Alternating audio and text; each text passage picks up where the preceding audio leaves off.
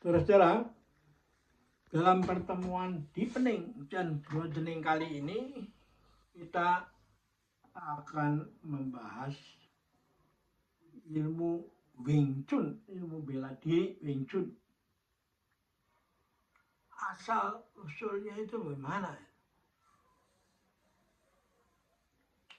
Wing Chun adalah ilmu bela diri yang menarik karena latar belakangnya itu adalah kisah ada seorang gadis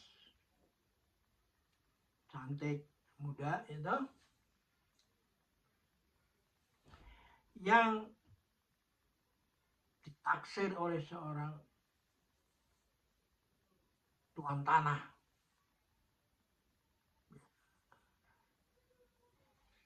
yang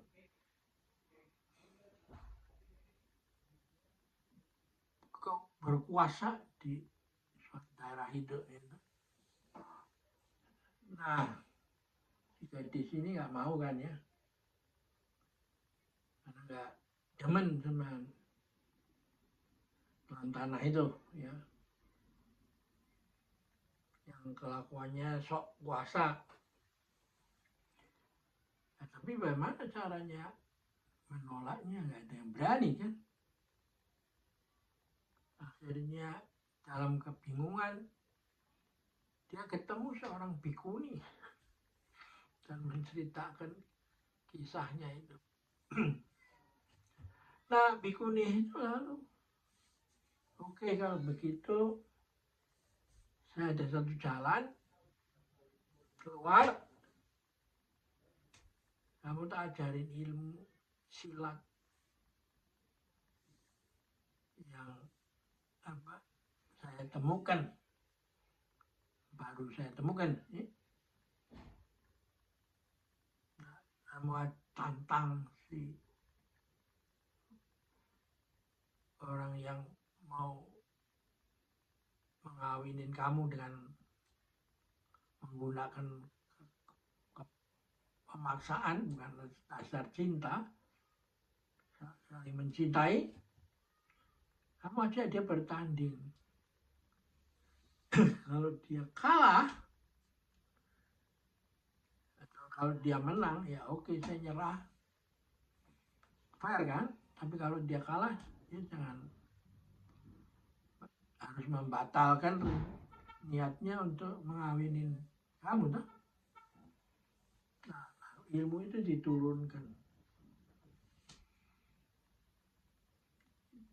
Yang kurang lebih mirip dengan cerita yang ada pada Tai Chi itu, karena akarnya sama. Nah,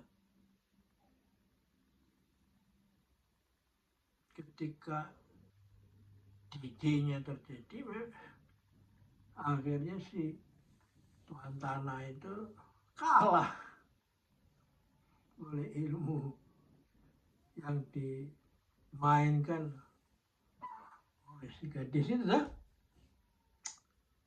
Dan itulah lalu ilmu apa ini? Namanya apa? Lalu si bikuni itu mengatakan, udah begini aja, namanya itu nama kamu aja, kamu namanya siapa? Wing Chun. Ya udah, kasih tahu aja namanya itu ilmu silat Wing Chun. Nah, prinsipnya apa?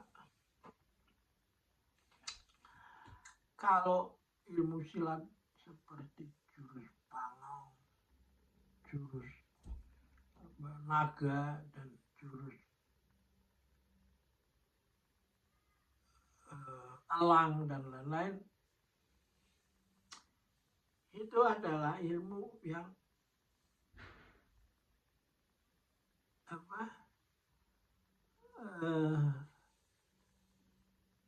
kalau dilaksanakan, dilatih, itu nggak bisa sampai tua. Karena kamu akan mengalami sakit tulang punggung. Mengapa? Karena ilmu-ilmu itu, jurus harimau, jurus segala macam itu adalah ilmu yang cocok untuk binatang yang kakinya 4 kan. Ya. Sedangkan manusia kakinya 2. Jadi bagaimana bisa dilaksanakan sampai tua, karena itu pada akhirnya mereka semua setelah umurnya tua mulai terjadi sakit punggung. Dan yang paling cocok sebenarnya adalah jurus bangau itu. Bangau itu kakinya 2 dan manusia juga kakinya 2 kan. Nah karena itu kekuatannya itu terletak pada tangannya itu sebagai sayapnya dan paruhnya dengan patokannya itu. Seperti begini. Bangau membentangkan sayap. Cak, ya, cak, cak, cak. Nah itulah memang ilmu silat bangau itu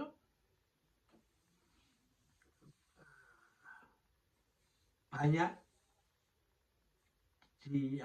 diminati oleh orang yang mau mengalahkan kekuatan itu dengan kecerdikan. Ya, bangau cerdik kan. Dan mau menjelaskan bahwa tidak yang the fittest yang berkuasa dan tak bisa dikalahkan oleh yang orang kelihatan lemah, wanita itu. Jadi ketika Darwin menemukan teorinya survival of the fittest, dia mengamati terjadinya pembuahan ratusan jutaan sperma berlomba untuk memperebutkan telur. Tapi hanya the fittest yang paling kuat yang bisa dapat speed, power, dan muscle yang bisa menang. Yang lain kalah. Nah, Darwin itu baru tahu sebagian itu, lalu mengatakan ya kalau mau berkuasa itu adalah the fittest. Baru belakangan kemudian ternyata Darwin itu masih melanjutkan teorinya. Karena semua itu terus berubah. Yang bisa survive adalah bukan yang paling besar, yang loh gitu. Ya, yang saat semakin kaku. Gitu. Tapi yang lembut dan lentur. Dia bisa terus mengikuti perubahan. Nah itulah prinsip daripada alam semesta. Prinsip daripada Tai Chi dan juga prinsip daripada Wing Chun. Nah, dalam slide yang lalu kan kita sudah membahas tentang banjir di musim gugur. Nah, saat musim gugur, banjir semua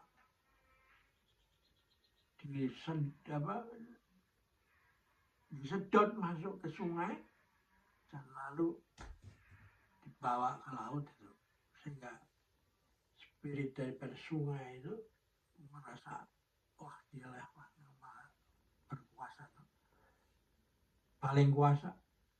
Tapi setelah dia sampai samudra, dia melumpuh. Gimana ini? Saya membanjirin dia kok nggak pernah meluap. Dari besarnya samudra itu demikian luas tak bertepi itu. Dan di musim kering juga nggak pernah turun permukaannya kan, kering, tapi terus akhirnya dia mulai respect sama bahwa di atas itu yang besar, masih ada yang lebih besar lagi. Dan yang menarik adalah apa? Si Samsda lalu mulai menjelaskan bahwa memang saya ini besar, atau lebih besar dari kamu. Tapi di atas saya itu ada sesuatu yang lebih besar, yaitu yin dan yang. Saya hidup itu karena ada sesuatu sebagai akibat daripada adanya yin dan yang. Nah inilah makanya kalau Anda melihat bahwa membaca cerita silat itu lalu berubah menjadi belajar filsafat dengan cara yang lebih enak ditonton gitu. Kita ada hiburannya tuh. Nah, karena itu cerita silat itu bisa dijadikan satu media untuk mengajar budi pekerti rendah hati. Kita akhirin dulu di sini, nanti kita lanjutkan dalam pertemuan berikutnya. Sampai jumpa lagi.